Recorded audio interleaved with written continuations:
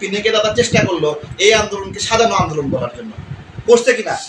এবং মাশাআল্লাহ পিনাকি দাদার সমর্থক যারা, তারাও এটাতে গণহারে ভোট দিছে, একবারে 90% মানুষ মতামত দিয়ে দিছে এই গণ অভ্যুত্থান হলো সাজানো গণ অভ্যুত্থান। এখন ওই মানুষগুলো যদি আসে আমাকে হ্যারাসমেন্ট করে, আমি কি করতে পারি বলেন? কি করতে পারি? তো এটাই বলার আর কিছু নাই। জাস্ট এই যে সিম্পলি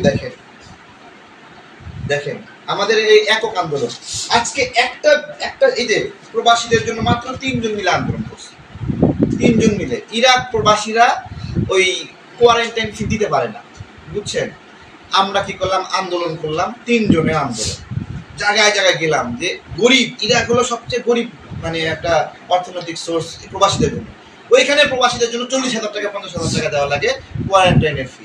আন্দোলন করলাম। ওই আন্দোলনে একটা ম্যাজিস্ট্রেটের নামে আমি ভিডিওতে বক্তব্য দিয়েছিলাম, তার জন্য ওই ম্যাজিস্ট্রেট আমাকে নিয়ে যায় বসায় রেখে র্যাবের অফিসারকে নিয়ে আসছে, সেনাবাহিনীর অফিসারকে নিয়ে আসছে, পুলিশ নিয়ে আসছে, নিয়ে এসে আমার থাপড়াইছে।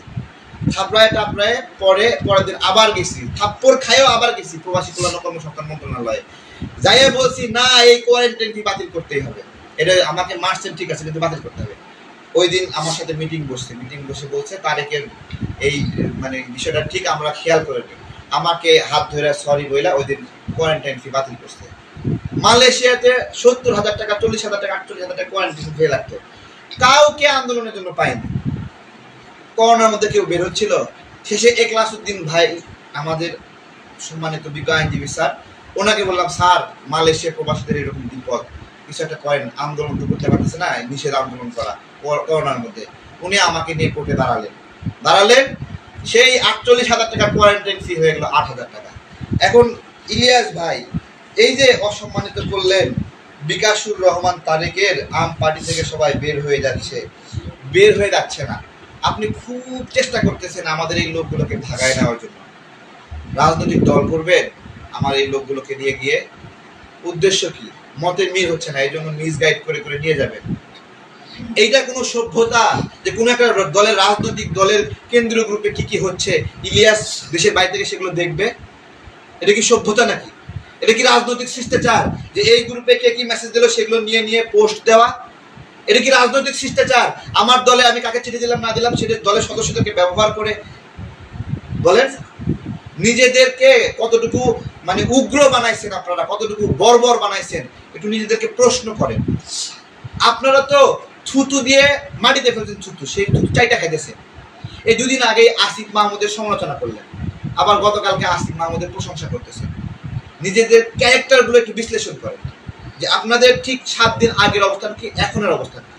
7 দিন আগেও তারেক রহমান সহ বিএনপি সবাইকে ধুয়ে দিলেন, আবার 2 দিন আগে কি করলেন? বিএনপির পক্ষে এক দলা বক্তব্য দিলেন।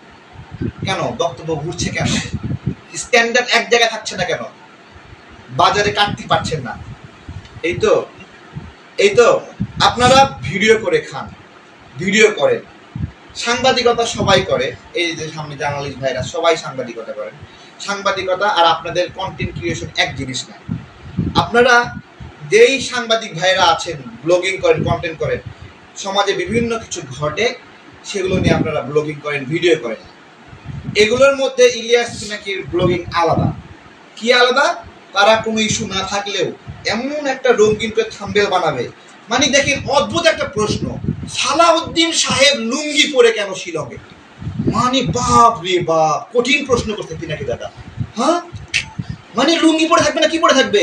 আপনার মতো ল্যাংটা হয়ে থাকবে? হ্যাঁ নিজেকে জিজ্ঞাসা করছেন, আর একজনের লুঙ্গি খুঁজতেছেন। আপনি ল্যাংটা হয়ে আছেন কেন মানুষ যদি জিজ্ঞাসা করে? এই যে আপনার ল্যাংটা ছবিগুলো ভাইরাল হলো, এই ল্যাংটা ছবি ভাইরাল হওয়ার পরে কোনো বাপ তার মেয়ের সামনে এক টেবিলে খাইতে বসবে আপনার সাথে? বলেন কোন ছেলে আপনাকে নিয়ে তার মায়ের সামনে খাইতে বসবে? ওই চোখের সামনে ল্যাংটা ছবিগুলো আসবে। আপনি আরেকজন লুঙ্গি পরে আছেন কেন?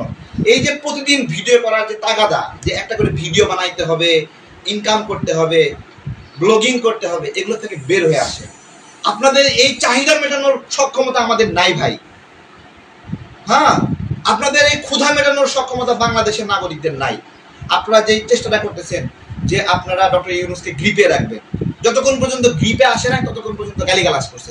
যেই আপনার গ্রিপে আসছে তখন প্রশংসা করা শুরু করছে, যেই ভাগ পাচ্ছেন আর প্রশংসা করা শুরু করছে, তাই না? আসিফ মাহমুদ আপনার সঙ্গে ফ্রান্সে গিয়ে দেখা করে আসছে, এর আগ পর্যন্ত প্রত্যেক দিন ইলিয়াস সরকারের সমালোচনা করছে। তাহলে কি এমন মধু দিয়ে আসলো আসিফ মাহমুদ আপনাকে ফ্রান্সে গিয়ে যে আপনি তার পর থেকে আর সমালোচনা করছেন না? বলেন তো। সব শেষে বলবো, এই যে বলছেন না যে তারেকের সাথে 2,500 পোলাপান ছাড়া কেউ নাই। এই বাংলাদেশে রাজনৈতিক ময়দানে আমরা রাজনীতিটা তৈরি করার কাজ করি, আর সেই রাজনীতিগুলো নিয়ে আপনারা ভিডিও ব্লগিং করেন।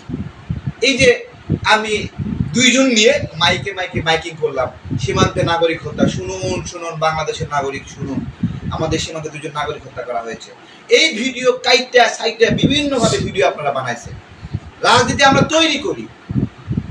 শেখ হাসিনা আউলিয়া, দেশ করেছে দেউলিয়া, এই স্লোগানটা আমার তৈরি করা স্লোগান। এরকম অসংখ্য বয়ান তৈরি করা আমাদের। একটা নিজের মতো একটা বয়ান দিতে পারেন না। হ্যাঁ, এই যে কি লেখছে 2,500, এই 2,500 এই বক্তব্য সজীব জয় থেকে নকল করা না নিজে এত